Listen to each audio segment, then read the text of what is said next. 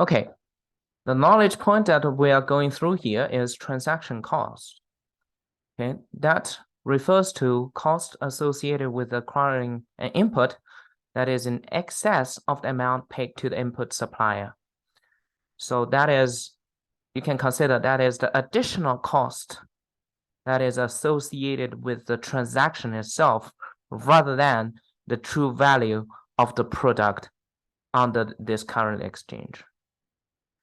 Here are some examples of obvious transaction cost: search cost, cost of searching for a supplier, cost of negotiating a price, and investment expenditures required to facilitate exchange. Okay, so here especially what will possibly be disputable is the last one: investment and expenditures required to facilitate exchange. Okay, specifically, there are two types of specialized investment. There is one just general specialized investment, which is expenditure that must be made to allow two parties to exchange, but has little or no value in another alternative use. And then to make it specific, in particular to relationship, there is this relationship specific type of exchange, which occurs when the parties to a transaction have made specialized investment. So here, specialized investment actually is a key issue that may trigger potential legal disputes even. Okay, so let's take a further look into that. Okay, so here are several categories of specialized investment: site specificity, okay, and it occurs when the buyer and seller of an input must locate their plants close to each other to be able to engage in exchange. All right, that's why Silicon Valley is called Silicon Valley because it's close to good schools that may produce high intelligent, IT talents, right? And especially like mines, iron county, right? Supposedly we have iron produced, so possibly these plants are here because we have mines close by, right? So that's the first one. And second is physical asset specificity. Okay, so what does that mean? Its definition is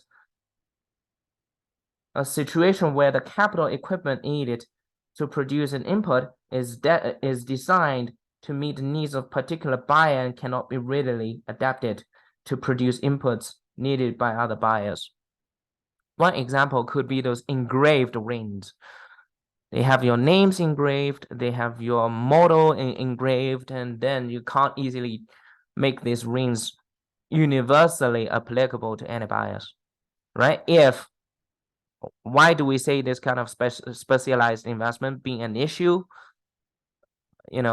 may increase the transaction cost? It is still a ring, but now it is specific to you with your name engraved on it, right? So if, say, all of a sudden, before the transaction has been finished, you decided to walk away, right? Then issue happens. The seller now can't easily make this ring applicable to others. I mean, they can get rid of the engravement possibly, but that will be costly, right? So who is gonna take care of this cost? Take charge of this cost? That may now you may we are taking an ex post view. We're looking at this issue after it has happened, but before this issue has happened, when you are negotiating, when you as a potential buyer now is placing the order to the seller, asking the seller to put your name, to engrave your name on the ring, then possibly the seller has this kind of potential danger in their mind that they have to take into consideration for this transaction, right? So that may increase the difficulty of this transaction being accomplished. So that's the second one. And the third one is dedicated assets. It is defined as general investment made by a firm that allow it to exchange with a particular buyer. Okay, and the example could be a computer manufacturer opens a new assembly line to enable it to produce enough computers for large governmental purchase. If opening the new assembly line is profitable only if the government actually purchased the firm's computers, usually in bulk, then this investment represents a dedicated asset, right? If by the current level of productivity, this firm doesn't have to equip itself with such a big, production line. It is the need of the government that makes the necessity of instituting this production line materialized, right? Then before this transaction is made, before this bulky purchase of computers is finally delivered to the government,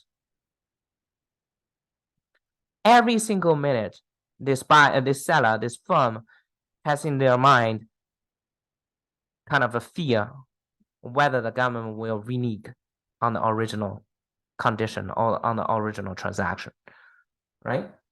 And last one is human capital.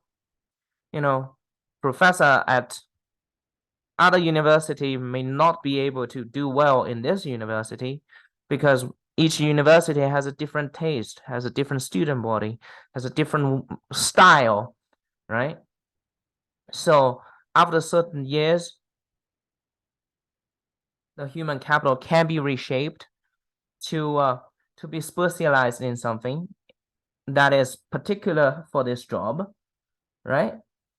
But if these certain specialized skills are not useful or transferable to other employers, then this is a specialized investment. And possibly say, if we only have certain people who only serve here for a temporary time, like a visiting professor, like an adjunct, I'm not saying that they are not as good, but for them, then possibly some specific SUU particular skill set, they may not want to bother to invest, right? So those are the potential issue that are triggered to transaction by the specialized investment.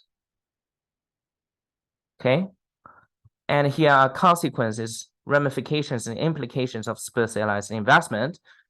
One is bargaining is more costly, and now you have to persuade as your buyer. Say if you are to buy a ring with your name engraved, you have to show that you're faithful. Sometimes you have to use things like down payment, stuff like that, right? And it may take a longer while for the seller to agree with the conditions, so the bargaining could be more costly.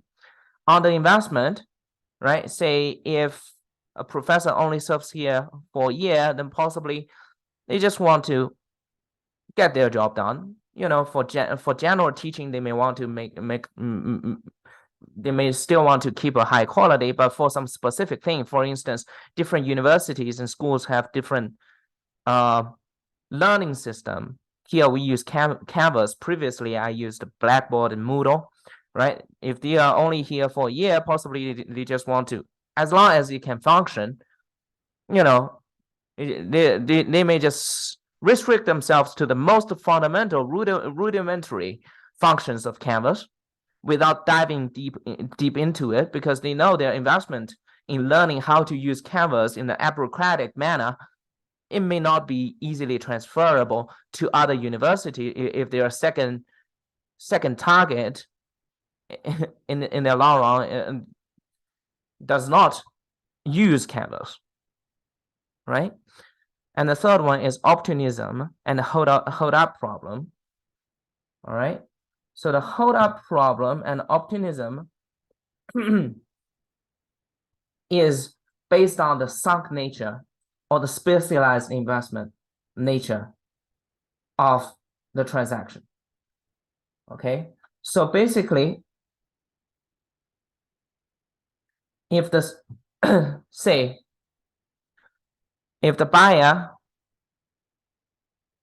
if say let's go back to the governmental purchase example, if the government, after knowing that you have installed, right, after knowing that the firm, the computer manufacturing firm has installed a big production line, and without the governmental order, the firm is facing a bankruptcy because they will not have a good use of the production line, and their investment, their money put in the production line cannot get back without such a big order from the government.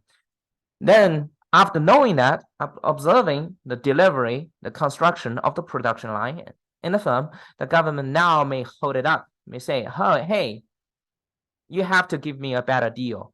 Otherwise, I'm going to walk away, and then you have to face your own bankruptcy, right? And now I'm, as the buyer, I'm providing to you the leniency to buy your product to save you out of your bankruptcy, right?